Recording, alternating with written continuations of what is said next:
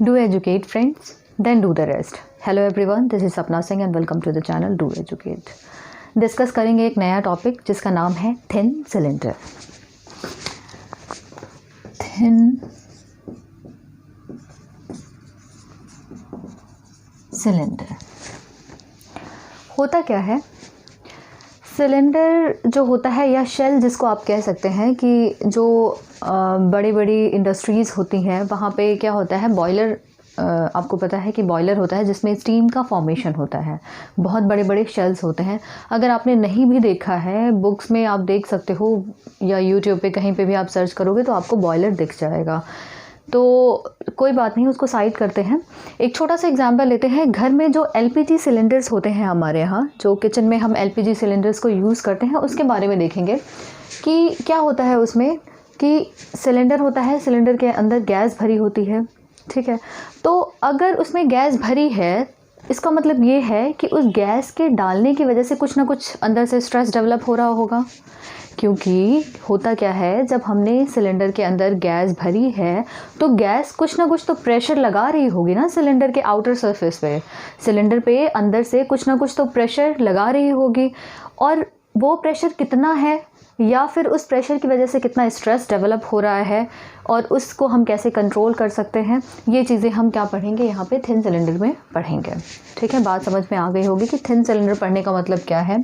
Strength of material जो subject है हमारा, उसमें हम हर एक तरीके के ऑब्जेक्ट को लेंगे, उस पर कैसे कैसे स्ट्रेसेस लेते हैं और क्या क्या लोड लग रहा है, किस टाइप के स्ट्रेस डेवलप हो रहे हैं, हम हर एक चीज़ देख रहे हैं हर एक ऑब्जेक्ट के लिए. ठीक है, अगर आपने स्टार्टिंग से क्लास देखी होगी तो आपको पता होगा कि हमने स्क्वायर का भी लिया था सेक्शन, बीम लिया था, सर्कुलर बार लिया था, राइट. और हमने बेंडिंग स्ट्रेसेस, शेयर स्ट्रेसेस, ये सारी चीज़ें देखी थी. अब हम आ गए हैं यहाँ पे थिन सिलेंडर के बारे में. सिलेंडर भी क्या होता है कि दो तरीके के होते हैं. यहाँ पे हमने थिन सिलेंडर इसलिए लिखा हुआ है क्योंकि जो सिलेंडर की थिकनेस है, सिलेंडर आपको पता है किस तरीके का होता है. यहाँ पे मैं बना के दिखा देती हूँ. कुछ ऐसा शेल होता है, इस टाइप का शेल होता है. ये क्या हो गया आपका सिलेंड्रिकल शेल. तो अगर ये जो थिकनेस है, दिस इज़ टी, ये क्या है, ये थिकनेस है. अगर ये थिकनेस की वैल्यू कम है, एक लिमिट होती है, उस लिमिट से कम है, तो ये क्या होता है, थिन सिलेंडर होता है. अगर थिकनेस को हम बढ़ा दें, इसको काफ़ी मोटा कर दें, तो क्या हो जाएगा, वो थिक सिलेंडर का केस आएगा. तो दोनों चीज़ें हम अलग अलग तरीके से पढ़ेंगे. पहले हम डिस्कस करेंगे थिन सिलेंडर के बारे में. तो थिन सिलेंडर में जो थिकनेस होती है वो क्या होती है, कम होती है.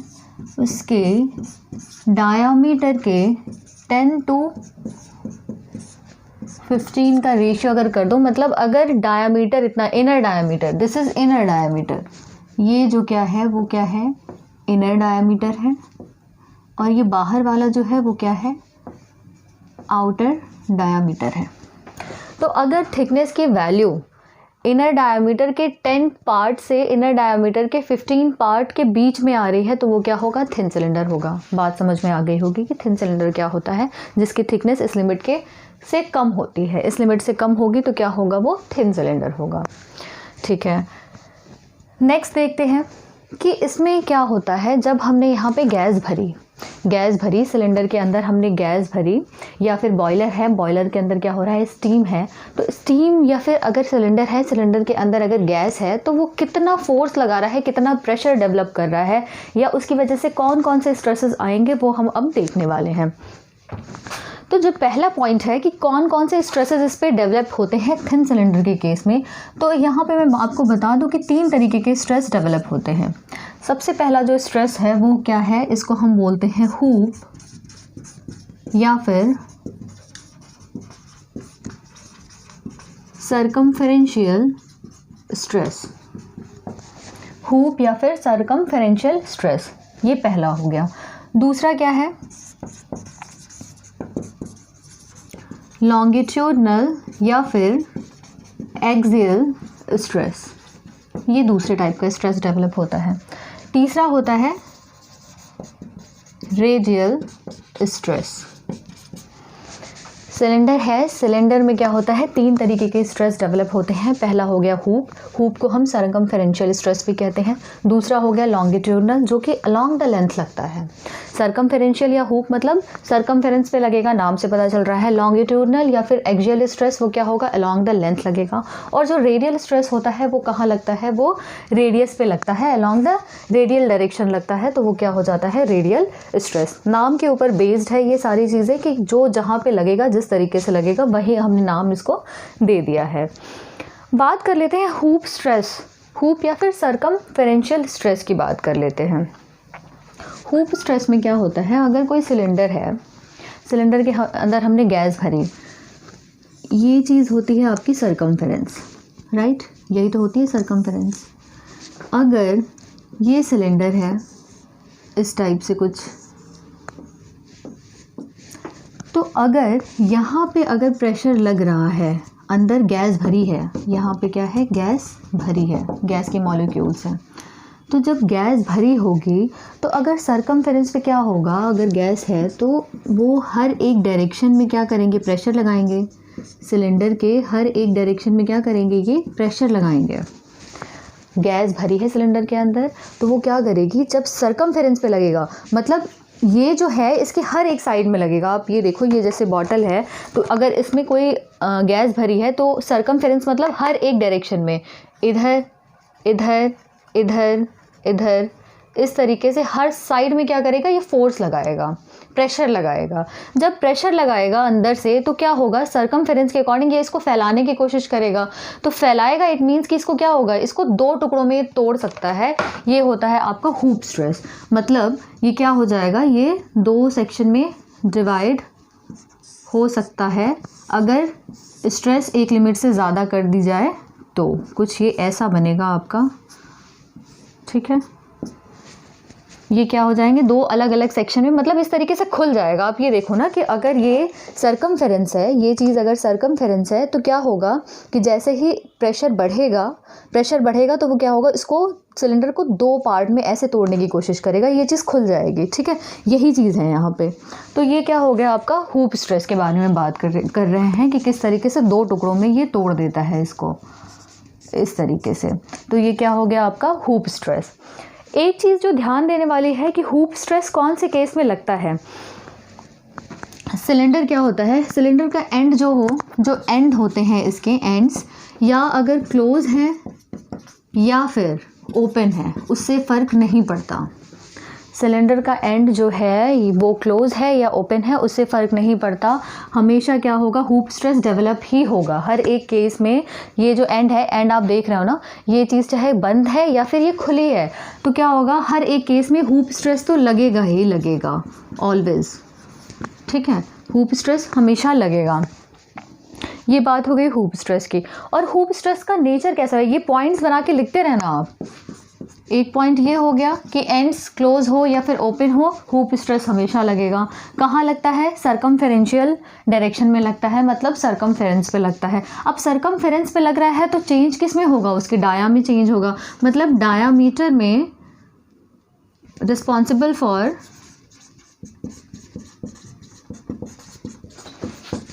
चेंज इन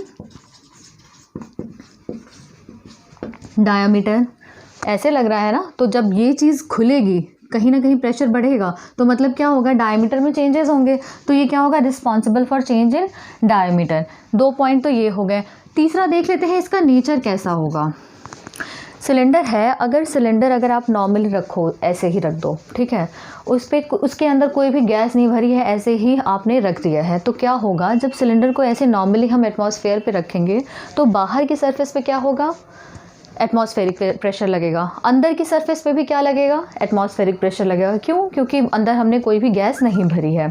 लेकिन होता क्या है, जब अंदर गैस या कुछ भी होता है, कोई स्टीम होती है, तो ऊपर तो एटमॉस्फेरिक प्रेशर लग रहा है, ऊपर तो P एटमॉस्फेरिक लग रहा है, लेकिन नीचे जो होगा वो प्रेशर लगेगा, कौन सा, गैसेस के कारण या फिर स्टीम के कारण जो भी प्रेशर लगेगा, तो वो चीज़ क्या होगा, ये चीज़ तो इधर ला रही है, ये चीज़ इसको इधर ला रही है, लेकिन ये प्रेशर क्या है, ज़्यादा है। जब ये ज़्यादा है तो वो क्या होगा, उसको ऊपर की तरफ दबाएगा, ऊपर की तरफ दबाएगा, इट मीन्स कि वो क्या होगा, खिंचेगा, ये वाली सरफेस क्या होगी, खिंचेगी ना ये चीज़, बढ़ेगी तो इट मीन्स कि क्या होगा, ये टेंसाइल इन नेचर होगा, टेंसाइल इन नेचर। ये क्या हो गई, हूप स्ट्रेस के बारे में हमने बात कर ली कि ये क्या है, एंड अगर क्लोज हो या ओपन हो तो हूप स्ट्रेस हमेशा डेवलप होगा। दूसरा पॉइंट क्या था कि ये किसके लिए रिस्पॉन्सिबल है, डायमीटर के चेंज के लिए रिस्पॉन्सिबल है। थर्ड पॉइंट क्या देखा हमने कि इसका नेचर क्या होता है, वो क्या होता है, टेंसाइल इन नेचर होता है। अगर खाली है सिलेंडर, सिर्फ ऐसे ही नॉर्मली हमने एटमॉस्फेयर पे रख दिया है, तो पहले क्या होगा, ऊपर वाली सरफेस पे एटमॉस्फेरिक प्रेशर लगेगा और अंदर भी क्या होगा, एटमॉस्फेरिक प्रेशर लगेगा, दोनों क्या रिजल्टेंट क्या हो जाएगा, ज़ीरो हो जाएगा। लेकिन अगर हमने गैस रख दी है अंदर, गैस भर दी है या स्टीम का फॉर्मेशन हुआ है बॉयलर के अंदर, तो बाहर तो एटमॉस्फेरिक प्रेशर है लेकिन अंदर क्या है, गैसेस का प्रेशर है, स्टीम का प्रेशर है। तो जब वो प्रेशर क्या होगा, जब प्रेशर बढ़ेगा तो वो इस चीज़ को क्या फैलाने की कोशिश करेगा। इट मीन्स जब फैलाएगा इट मीन्स कि क्या है, वो टेंसाइल इन नेचर है। ये हमने देख लिया किसके बारे में, हूप या सरकमफेरेंशियल स्ट्रेस के बारे में। इसका एक इम्पॉर्टेंट फार्मूला देख लेते हैं हूप या हूप का। वो क्या होता है, हूप स्ट्रेस की वैल्यू क्या होती है, ये जो स्ट्रेस लग रहा है सरकमफेरेंस पे उसकी वैल्यू क्या होती है, वो होती है PD/2T। ये होती है हूप स्ट्रेस की वैल्यू। हूप स्ट्रेस की वैल्यू क्या होती है, PD/2T। और एक होता है हूप स्ट्रेन की वैल्यू। हूप स्ट्रेन की वैल्यू क्या होती है, PD/4TE2 - ये होती है किसकी, हूप स्ट्रेन की वैल्यू होती है और ये होती है हूप स्ट्रेस की वैल्यू। इसको याद रखना है, ध्यान रखना है, क्योंकि न्यूमेरिकल जो होते हैं वो इन्हीं सब पॉइंट्स पे, जो मैंने इंपॉर्टेंट पॉइंट डिस्कस किए हैं यहाँ पे, इन्हीं के बेस्ड पे न्यूमेरिकल पूछे जाते हैं। हूप स्ट्रेस पूछ लेगा, हूप स्ट्रेन पूछ लेगा, बोलेगा कि हूप स्ट्रेस किसके लिए रिस्पॉन्सिबल है, तो डायमीटर के लिए रिस्पॉन्सिबल है। नेचर कैसा होता है, टेंसाइल होता है। कहाँ लग सकता है, एंड क्लोज हो या ओपन हो। कई बार ऑप्शन में देगा सिर्फ क्लोज एंड, फिर दूसरा ऑप्शन दे देगा कि ओपन एंड, तीसरा ऑप्शन दे देगा दोनों। तो क्या होगा कि ओपन हो या फिर क्लोज हो, हर एक केस में क्या होगा, हूप स्ट्रेस तो डेवलप होगा ही होगा। ये बात हमने देख ली किसकी, हूप स्ट्रेस की। अब देखेंगे, अब बारी आएगी किसकी, ये हम सारा जो डिस्कशन कर रहे हैं वो थिन सिलेंडर के बारे में कर रहे हैं। अभी हमने जो भी देखा है वो हमने थिन सिलेंडर के बारे में देखा है। अभी भी जो देखेंगे, ये पहला हूप स्ट्रेस था वो थिन सिलेंडर के लिए देखा था, दूसरा अब देखेंगे लॉन्गिट्यूडनल या फिर एक्सियल, वो भी किसके लिए देखेंगे, थिन सिलेंडर के लिए ही देखेंगे। अब क्या था कि हूप स्ट्रेस में सरकमफेरेंस के अलॉन्ग लगता था स्ट्रेस, और लॉन्गिट्यूडनल में क्या होगा, लॉन्गिट्यूडनल में हमेशा क्या होगा, अलॉन्ग द लेंथ लगेगा। ये जैसे है आपका, इस लेंथ के अलॉन्ग लगेगा। ये अगर सिलेंडर है, इस लेंथ के अलॉन्ग लगेगा। तो इसके लिए जो फार्मूला होता है, फार्मूला नहीं, पहले एक देख लेते हैं कि इसका नेचर क्या होगा। लॉन्गिट्यूडनल है, वो क्या हो रहा है, अलॉन्ग द लेंथ लग रहा है, वो लेंथ को बढ़ाएगा तो इट मीन्स कि क्या हो जाएगा, positive in nature, it means कि क्या हो जाएगा, टेंसाइल। ठीक है, कहाँ लगता है ये, along the length, along the length. और किस चीज़ के लिए रिस्पॉन्सिबल है, length responsible for change in, responsible for change in length।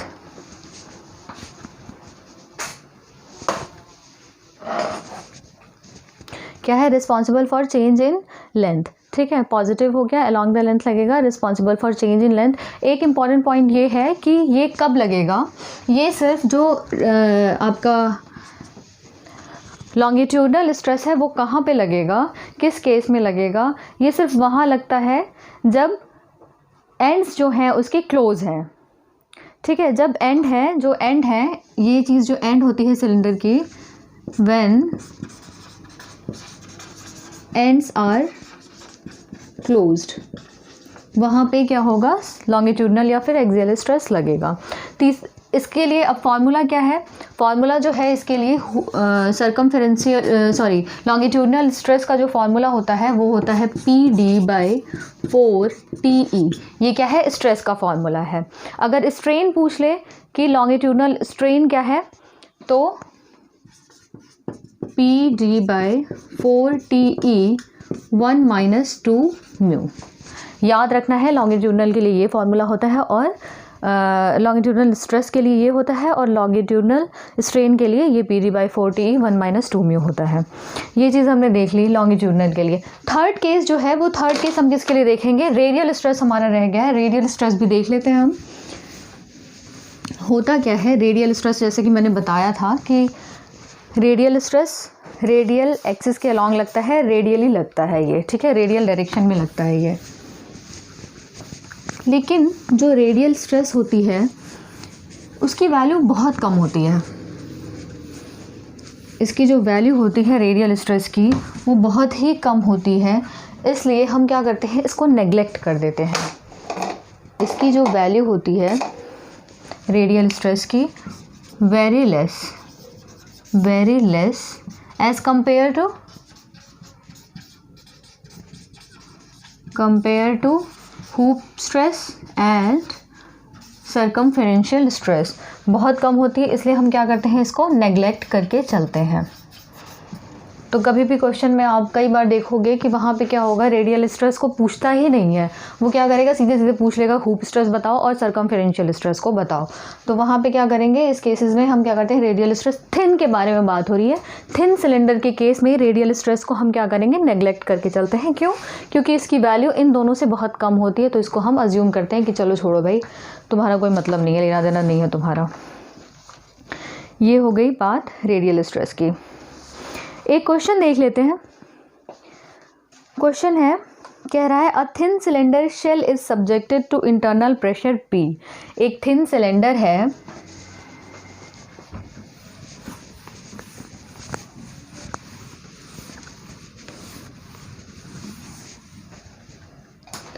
Thin cylinder है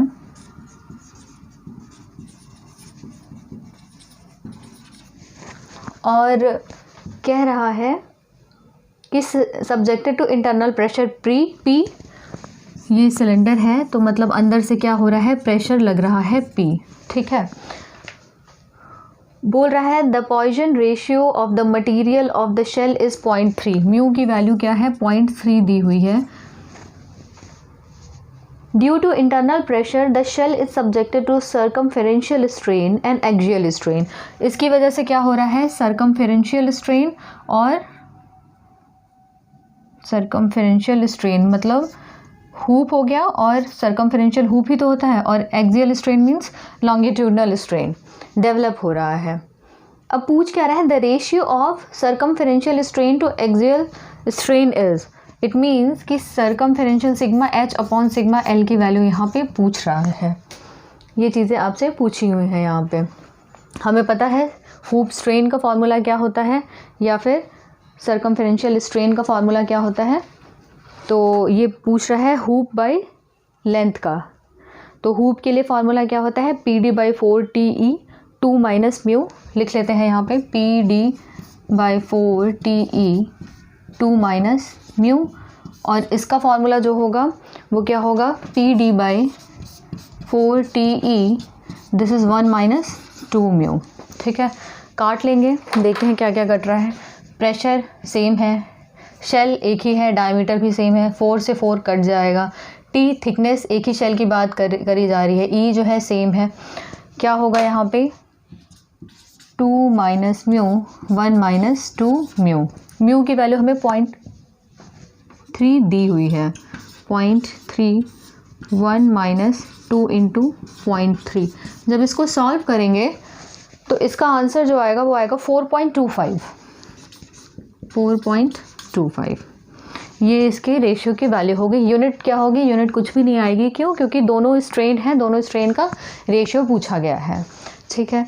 तो ये बात हो गई थिन सिलेंडर की। नेक्स्ट लेक्चर में हम क्या करेंगे, थिक सिलेंडर को देखेंगे, बाकी आगे जो स्फेरिकल शेल्स होते हैं उनको भी हम देखेंगे। तो आज के लिए बस इतना ही। Thank you.